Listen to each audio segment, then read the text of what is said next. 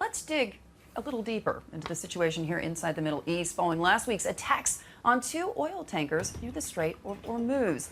The Americans, the Brits, and Saudis all claiming that and blaming Iran for the incident. Now, something that leaders, of course, in Tehran are denying. Now, U.S. Secretary of State Mike Pompeo says his country doesn't want war, but it will take all necessary action to keep vital shipping routes open. President Trump has done everything he can to avoid war. We don't want war. We've done what we can to deter this.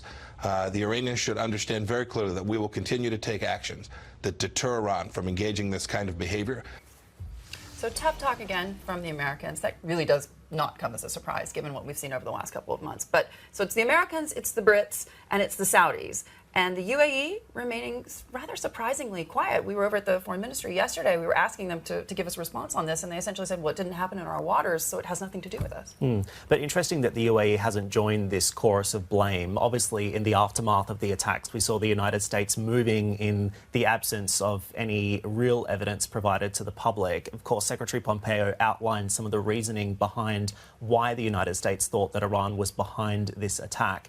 We've seen the Saudis also responding just in the weekend as well, across the weekend. The Saudi Crown Prince also commenting and directly blaming Iran for the incident as well. But clearly, this is a major shift in the geopolitics of the region. We've now seen 6 tanker attacks in a month, Hadley, so unprecedented. None of this really impacting the price. No, of course, and not really impacting the price of oil. We saw that immediate pop, as I pointed out just before, but Gulf markets finishing, you know, looking mixed.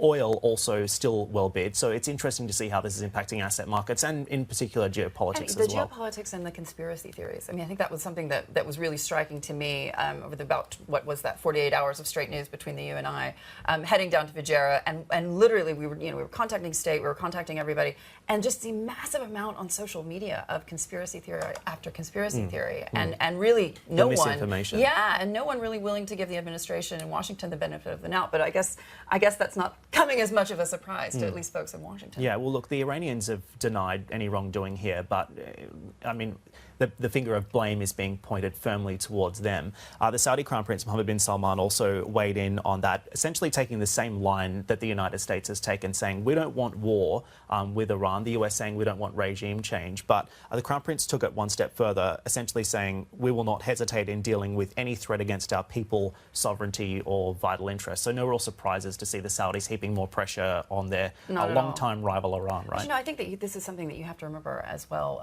what's happening inside the Beltway right now. And obviously I spent a lot of time in the U.S. over the last couple of months, particularly in Washington. And what I found really interesting is the negativity, I have to say, on the part of those inside the Beltway when it comes to Saudi Arabia, just the blanket negativity. And I think you can't really discount that in these conversations. I was watching something with Nancy Pelosi speaking at the Council on Foreign Relations over the last 24 hours. And essentially it was just, you know, all taking it back to the fact that they were tying everything that was happening with Saudi to the Trump administration in a very, very negative light. Like this was the first trip that he took as president was to Saudi Arabia, and really casting it within this sort of vein of conspiracy, in a sense, that this was something that has to do with the current situation and these tanker attacks. I think that's fascinating that you're seeing that kind of, that level of politicking, even from Washington. That's pretty intense, given the fact that we literally have seen attacks on 6 tankers in the last couple of months. It's not like it's not happening. It's very interesting. And, of course, this all comes ahead of a major conference on security in Bahrain, right? Yes, indeed it does. Yeah. And we're still awaiting the guest list on that one, aren't we? Yeah, so that'll be interesting to watch as well.